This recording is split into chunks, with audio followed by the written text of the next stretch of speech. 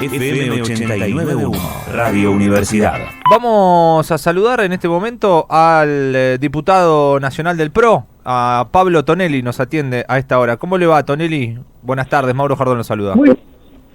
¿Qué tal? Buenas tardes, por suerte. ¿Cómo anda? Bien, gracias por atendernos. Escuchamos un poquito cortado, a ver si podemos mejorar la comunicación. Bueno. Ahí estamos mejor.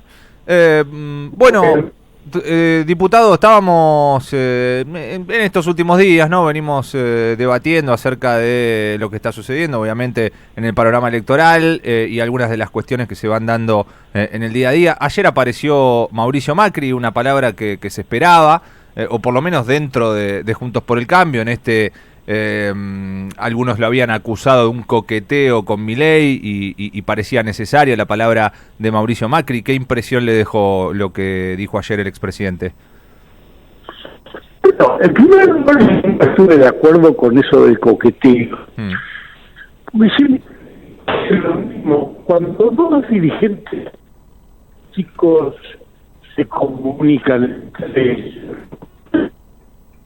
lo estamos escuchando muy cortado, no sé si tiene la posibilidad de moverse, pero la verdad no se entiende lo que nos está diciendo.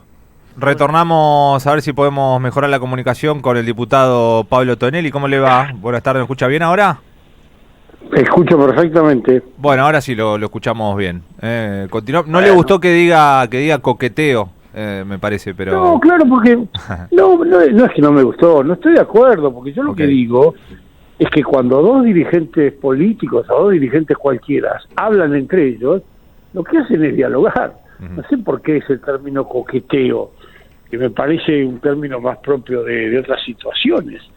Pero bueno, es una disidencia que tengo en todo caso con el uso de ese término. De todas maneras, yendo a lo que ustedes me preguntaron, sí. Yo lo escuché anoche a Mauricio y me parece que estuvo muy bien, me parece que estuvo muy claro, y que si alguien tenía alguna duda injustificada, según mi punto de vista, pero si alguien tenía alguna duda respecto del apoyo a la candidatura de Patricia Bullrich, me parece que anoche quedaron bien despejadas esas dudas, ¿no? Uh-huh. ¿Estaba esa necesidad o pensás que no hacía falta? A mí personalmente no me parecía que hiciera falta, pero si había alguien que tenía dudas, bueno, anoche se las debe haber despejado. Uh-huh. Con lo cual no estuvo de más a lo mejor la declaración de Mauricio. Uh-huh.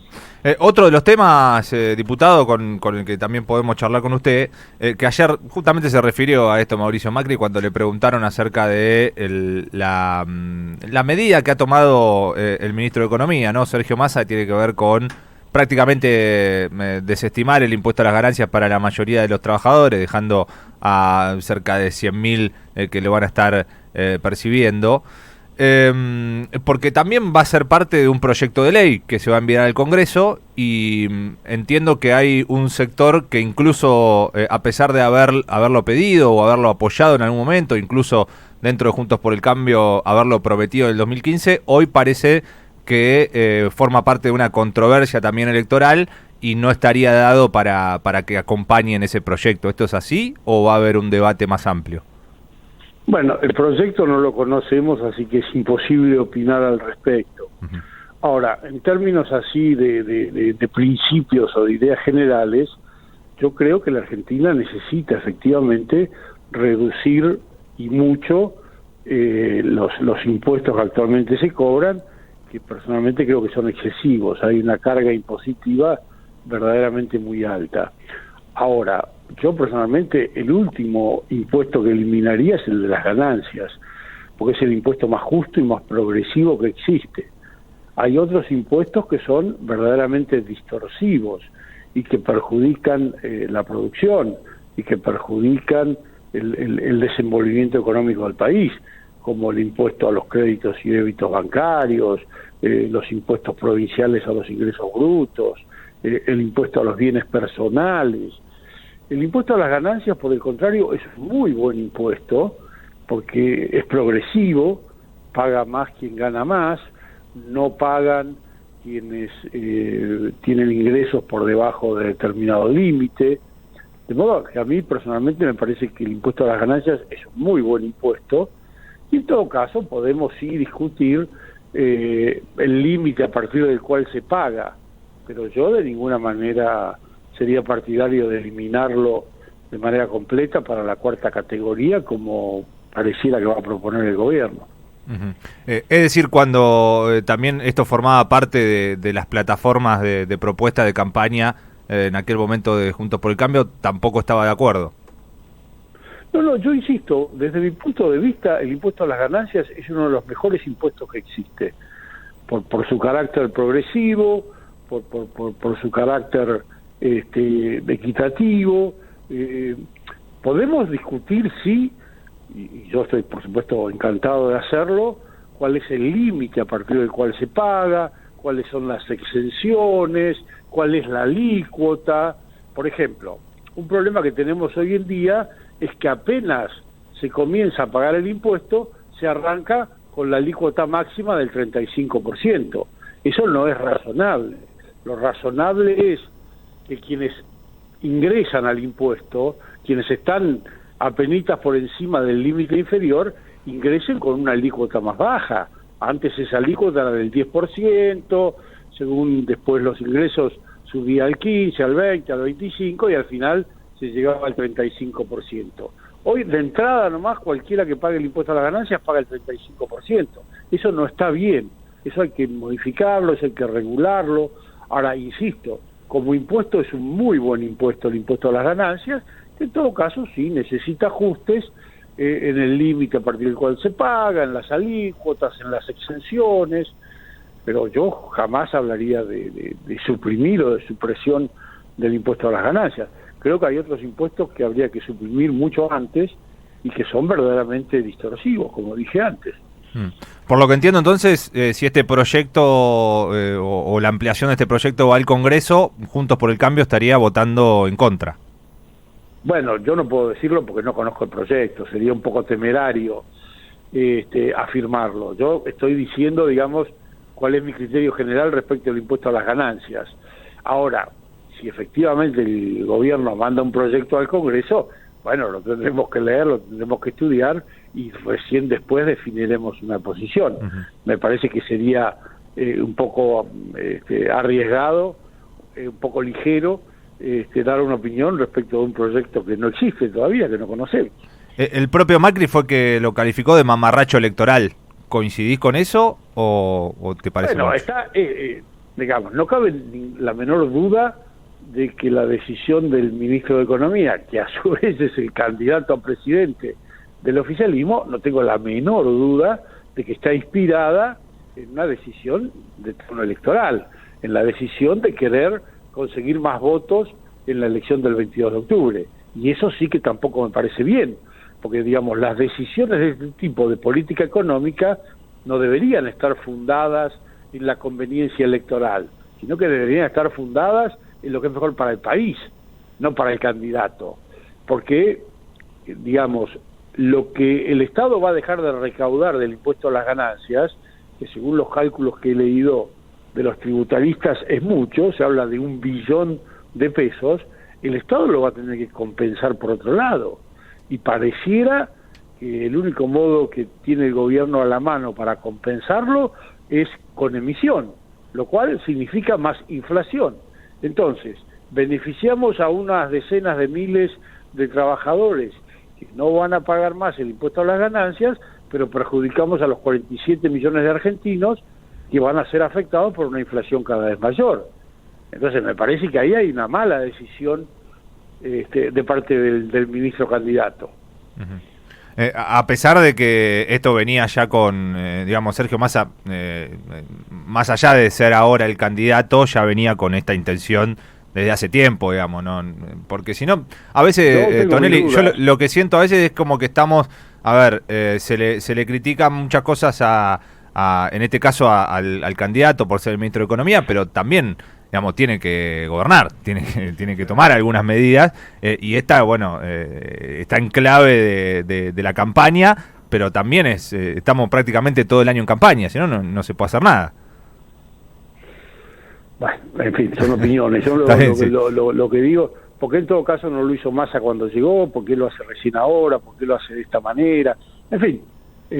Por supuesto que las opiniones son libres, así que cada uno puede opinar lo que quiera, pero también el actual oficialismo se opuso en su momento a medidas parecidas a estas que se tomaron en el gobierno de Juntos por el Cambio, y no frente a una elección, sino en un momento totalmente alejado de una elección. Es decir, tenía... Por ejemplo, ¿a cuál? Esto, cuando en su momento... Recuerden ustedes que en algún momento el presidente Macri redujo, no de esta manera tan drástica, pero redujo un poco la alícuota del IVA, del impuesto al valor agregado, y del impuesto a las ganancias.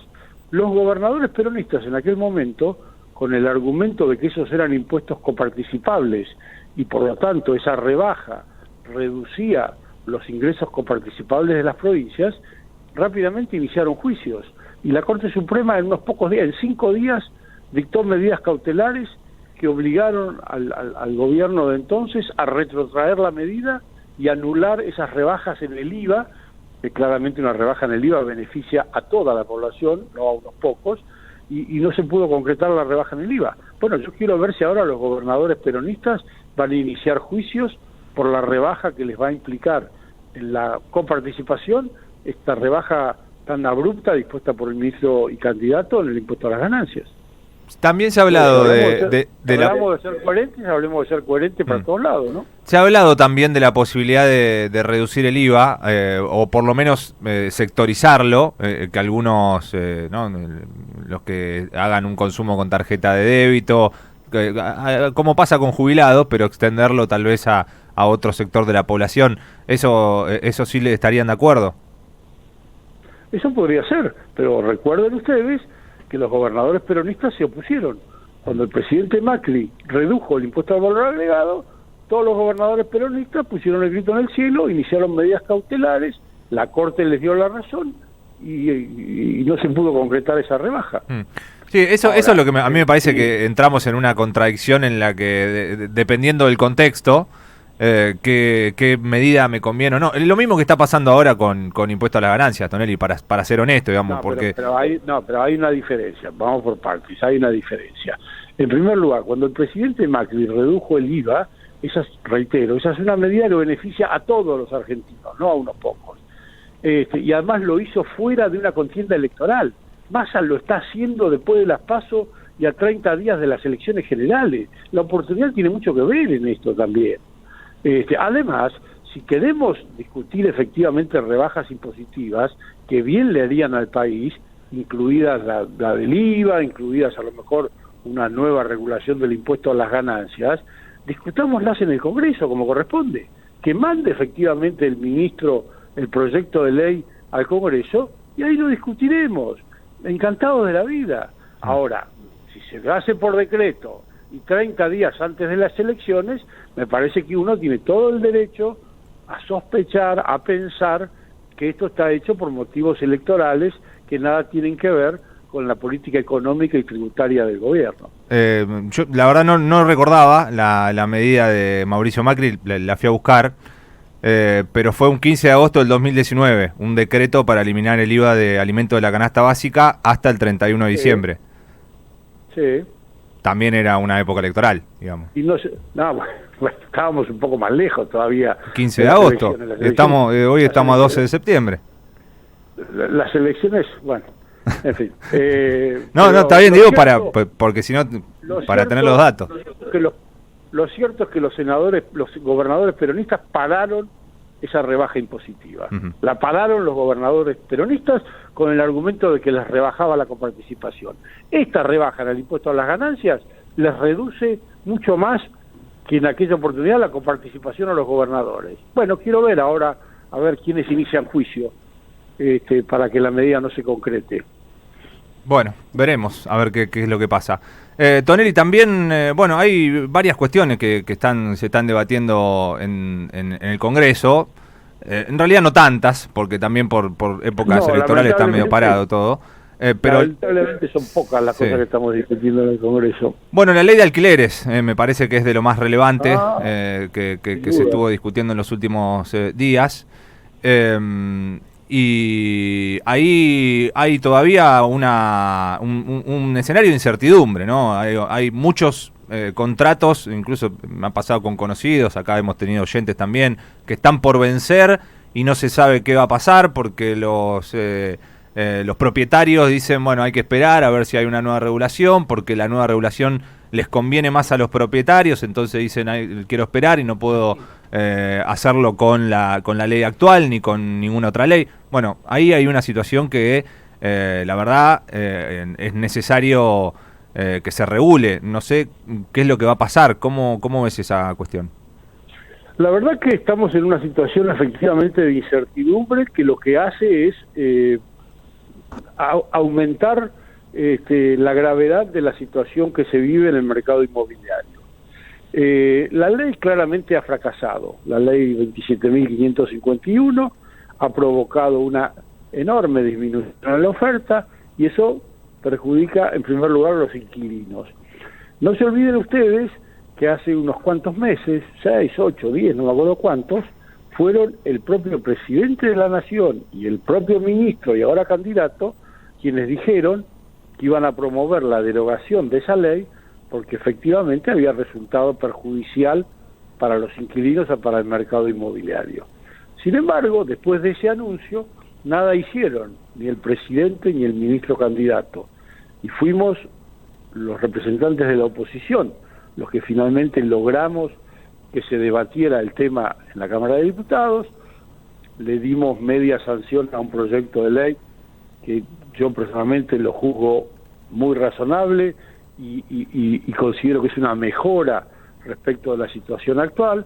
Ahora, lamentablemente en el Senado el oficialismo insiste con no modificar nada, pareciera que está satisfecho con esta situación de incertidumbre, con esta situación de prácticamente nula oferta de viviendas en alquiler.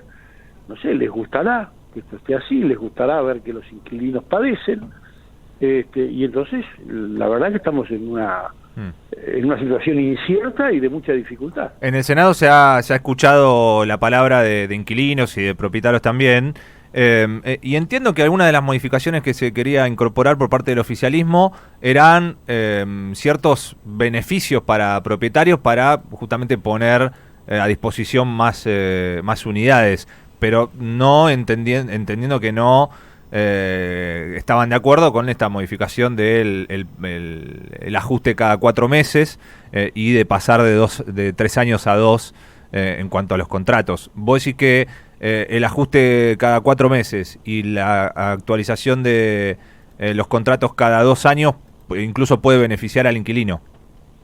Pero sin la menor duda, porque eso va a aumentar la oferta.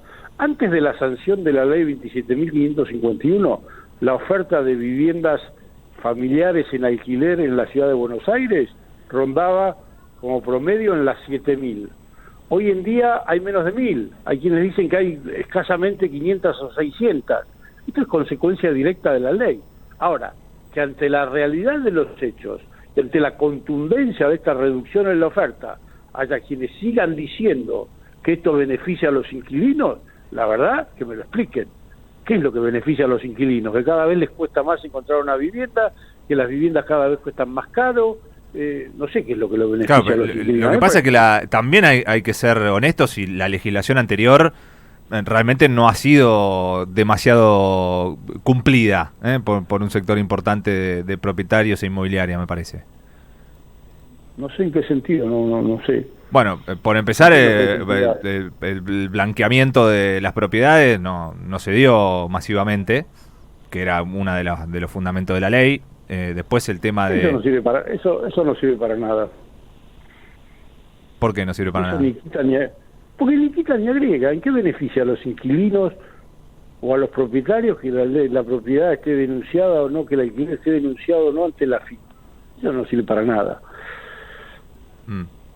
Pero bueno, hay una regulación también que hay que cumplir. Digamos, si decimos que no sirve para nada y hay una ley que está vigente, y si no se respeta, ¿quién va a respetar la próxima? Eso no hace, cumplir o no cumplir con la denuncia ante la FIP no hace ni que la oferta de viviendas aumente ni que disminuya.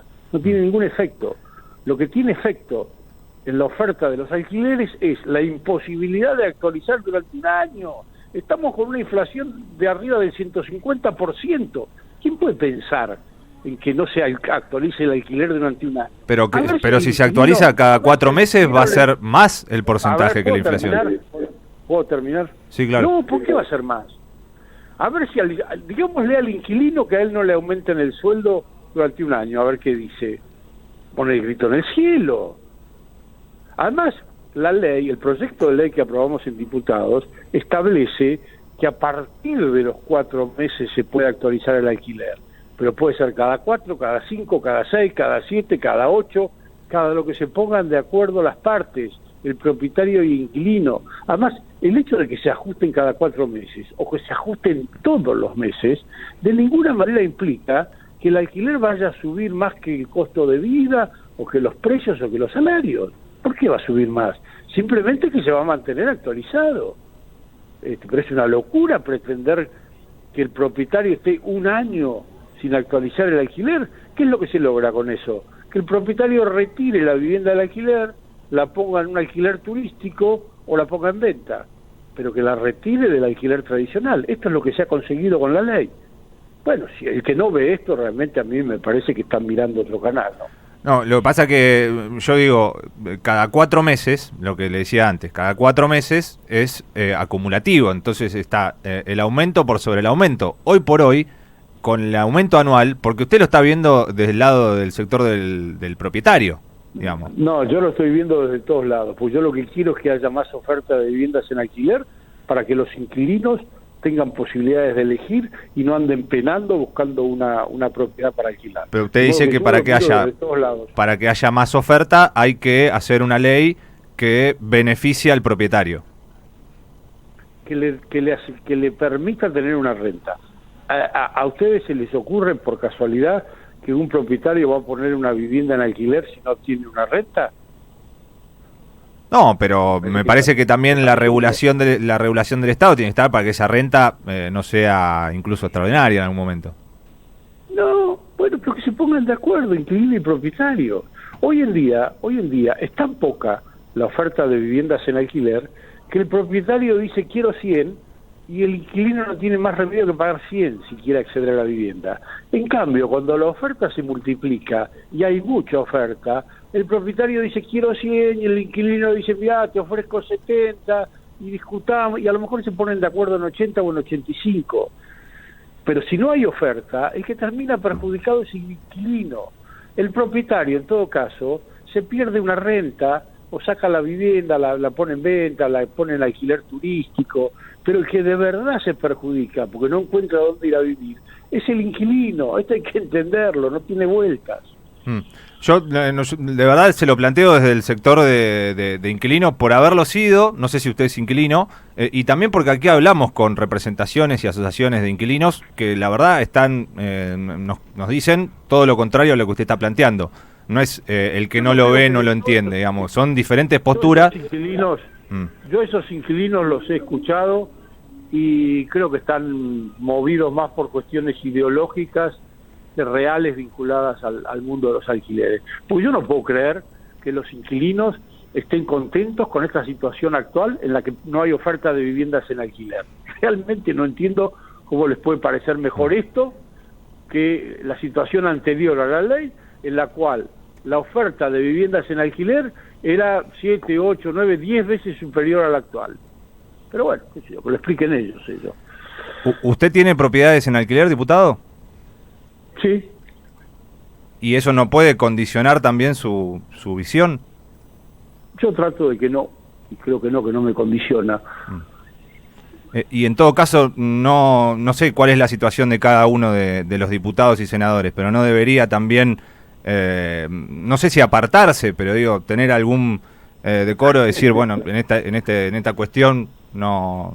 ¿Cómo decoro? ¿Por qué decoro? ¿Me está diciendo que yo no tengo decoro? No, digo que es una parte importante dentro de la legislación que usted está tratando por su beneficio también. Nos apartamos los propietarios, que se aparten los inquilinos, y ¿sabe qué? Van a quedar 5 diputados en la Cámara para votar la ley.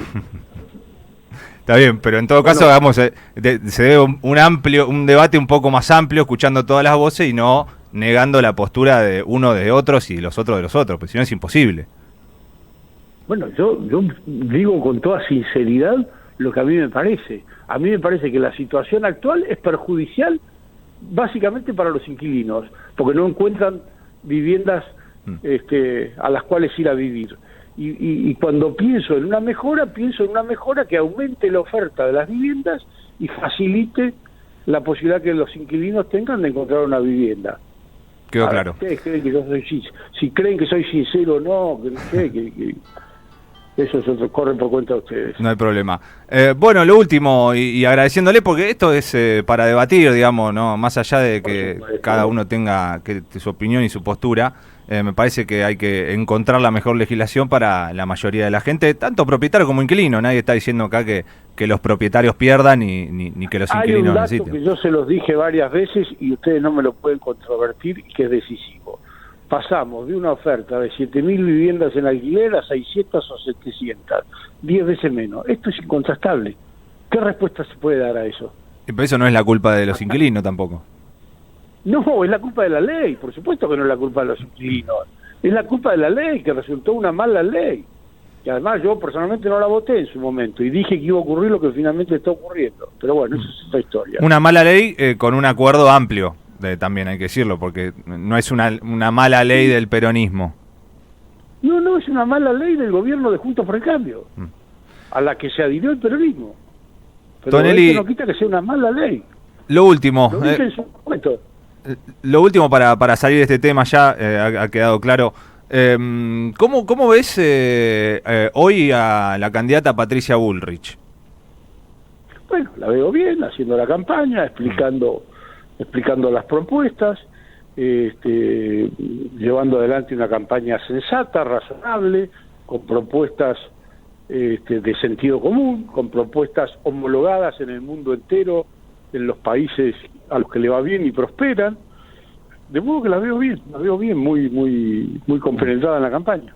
¿Pensás que puede llegar a una segunda vuelta o están hablando ya de claro, incluso primera vuelta? No. Bueno, la primera vuelta lo veo un poco difícil, dada la paridad que hubo en las PASO. Pero yo estoy seguro que Patricia va a estar en la segunda vuelta, en el balotaje, no tengo dudas. ¿Con quién? Me parece que hoy por hoy la chance es que esté con Milei. Un balotaje entre Milei y Bullrich. Me parece que ese es el panorama más probable, digamos. Y ahí, bueno, ahí se va a definir también una cuestión importante. Ahí vos lo ves con capacidad a Bullrich en un balotaje contra Milei de ganarle. Sí, claro. Sin dudas. Sí, porque la diferencia entre lo de Milei y lo de Bullrich es que lo de Bullrich es razonable. Lo que Bullrich propone es lo que han hecho o hacen los países exitosos, los países a los que le va bien y en los cuales la gente vive mejor. Además, Bullrich cuenta con un sólido y numeroso equipo de colaboradores probados, experimentados, con partidos organizados que están detrás de su candidatura, que son todas cosas de las que carece Milei. Entonces me parece que llegado a un punto en el cual haya un balotaje entre Milei y Patricia, la gente va a valorar estas diferencias y va a terminar inclinándose por Patricia. Muchísimas gracias, diputado. Le mandamos un abrazo.